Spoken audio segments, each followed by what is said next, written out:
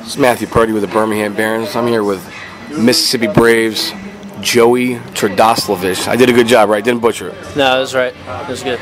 Well, first of all, I want to thank you for taking the time to sit down and do this interview, Joey. I know you came down from AAA Gwinnett. You were struggling a little bit up there. You've been ripping it up since you've been down here in Mississippi. What's been the biggest difference in your hitting picking up since you've been down here? Well, the last few weeks up there in AAA, I felt like I was swinging the bat pretty well. Just wasn't finding any holes. And, early on in the season, I had some things I needed to work out in my swing, that some mechanical issues that were holding me back a little bit. And, it took a couple weeks of working through it and getting things right. And towards the end of my time up there, I started getting it right, just, couldn't find any holes. And then down here, I came down, stayed with the same approach, kept working, and, didn't take it as demotion, just took it as, it's baseball.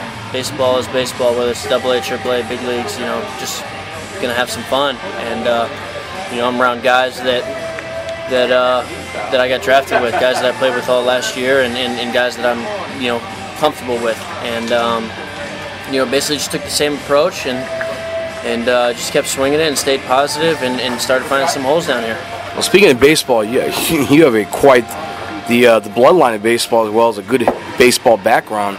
Former Red Sox left fielder Mike Greenwell is your uncle, so I'm sure you learned a thing or two from him, as well as you led your high school to a state championship your senior year, right? Yep.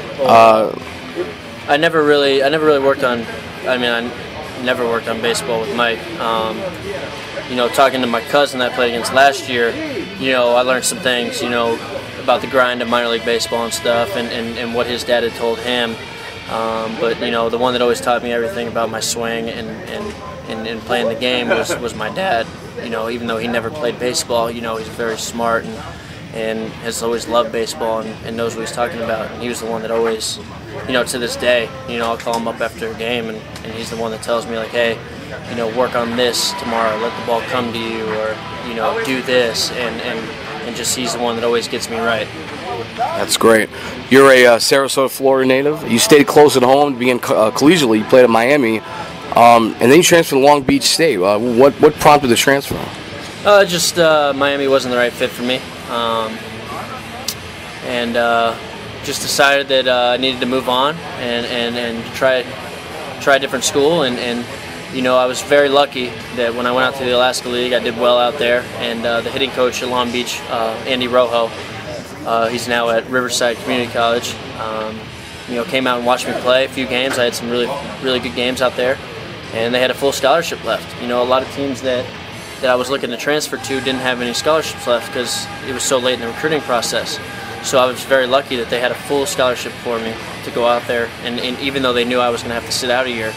And I was very lucky to go to a program like that has had so much success in sending guys into the next level with Longoria, Tulowitzki, Weaver, Vargas, all these guys, Crosby.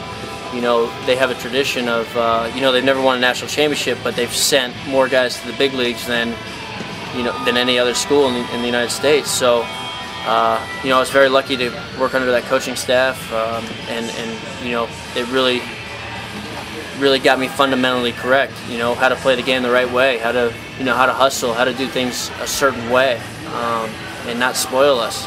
So I was very lucky to get that opportunity, and I felt like I became a better baseball player transferring there. Well, you originally drafted by Tampa Bay coming out of high school. Turned that down, didn't sign, to go to college, obviously. Then Atlanta took you in the 6th round, 2010, and put pretty solid numbers. As I looked at them, and like I said, you made a big leap. You had a huge year last year at High in Lynchburg. You broke the record for the Carolina League with 52 doubles. Yeah. Yep, your 52nd double on September 5th. That's a lot. That's a lot of two baggers, man. That's you tore it up down there. So I thus gained the starting at AAA Gwinnett this year, and just ran into a little bit of blah. But as you said, you don't look at it as a demotion, just a better chance for you to come down here and hone your skills a little bit, and just to get better. And that's what you got to do. Yeah, last year was a special year for me. There were some things that I thought I could have done better, and I just I started off slow up there, like I did this year. Not quite as long, but I got out of it and and I just got very hot for a long period of time, and just kept it going. And I just limited.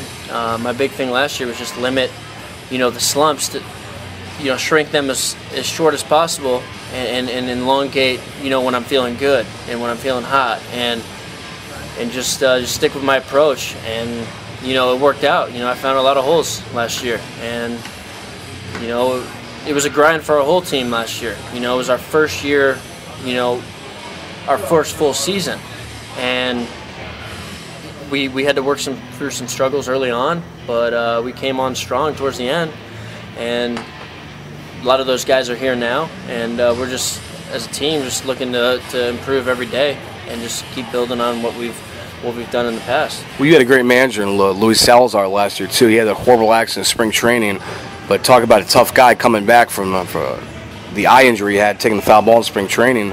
One thing I also want to talk to you about is, it's well known, here in the Southeast, Chipper Jones, longtime Atlanta Braves, retiring. This is last year.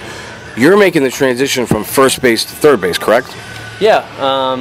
They told me that after the Arizona Fall League that I would be going back to third base, and it's been a grind over there. I played it pretty much my entire life growing up, and taking a year off of third is like taking a year off of swinging the bat. It's a reaction position. It's the longest throw on the field that you have to be accurate. And playing first base last year, all I had to do was flip the ball to the pitcher. My longest throw was 60 feet to second base. And it's been a grind, but I'm working every day at it, and I'm feeling more and more comfortable over there, and I just need reps. It's like I said, it's a timing position, it's a reaction position, knowing that clock in your head, how much time you have with runners, knowing when to set your feet, when you have to get rid of the ball. So I'm just staying positive over there, and just going to keep on working with Hobie, who was a pretty good fielder in his day. So he's since I've been down here, he's given me some pointers. We've done some drills, and I'm feeling more and more comfortable over there. Well, you're doing great so far. You've got 1 home run, 15 RBIs. You're hitting 327 coming into today's game. Are you excited at the prospect of possibly, being the one to replace basically the best third baseman in the history of the franchise next year? You will have that opportunity in spring training to be the guy to play third base, because Atlanta, they want to keep Prado in left field and stop moving guys around. Freeman's, pretty much established at first. So you're that guy. You're the number 6 overall prospect in the organization. How excited are you at that chance to be the guy to possibly replace Chipper Jones? Well, it's very exciting. The one thing I have to do, though, is just not get caught up in that and just worry about my day-to-day routine and just getting better. But anytime you're going to replace a guy like Chipper, he's irreplaceable. He's Chipper Jones. He's to me one of the greatest switch hitters of all time, one of the best 2 or 3 switch hitters of all time, if one of the best third basemen of all time, if not the best. And I grew up watching him on TBS and being a switch hitter. My idol was always Mickey Mantle. Never got to watch him play, but Chipper was the next thing. And he was unbelievable to watch growing up. And this spring really humbled me when I was taking ground balls with him and talking to him as almost like a teammate, in spring training. And it was an unbelievable experience. And he helped me out a lot. And he talked to me about all kinds of things to help me, at the next level for when I do make it up there. So he's been great for me.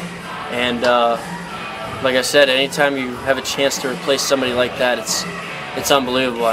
Just because he is the Atlanta Brave. You think of the Atlanta Braves, you think of Chipper Jones, and he's that guy. And I'm very excited for him to start his new life, and he had a great career, and he's having another great year this year, and I just hope for the best for him, and I'm very excited for that opportunity. Well, for you, Joey, it's the stuff dreams are made of, and I interviewed Mr. Gilmartin earlier. You guys' outstanding starting pitcher. And I said, I'm going to say the same thing to you. I said to him, if you're not in this business to get to the big leagues, then you're in the wrong business. And that's everybody's goal and dream. So yeah, we don't play this game to play A-ball. We don't play this game to play double A. I play this game because I love it, and I want to play it at the highest level, and that's the big leagues. So I think if you're playing this game and your passion is not to make it to the big leagues, then you're not you're not in the right profession. Your dream has to be playing the big leagues. I agree 100%. Joey, you're doing a great job. You are definitely on your way to achieving that dream, and just keep up the good work. Keep working hard, and hopefully we'll see you in a Atlanta uniform next year, and definitely come out and see you play. And again, thanks for taking the time to do this, and best of luck to you in the M-Braves rest of the season. All right, thank you. Thanks for having me.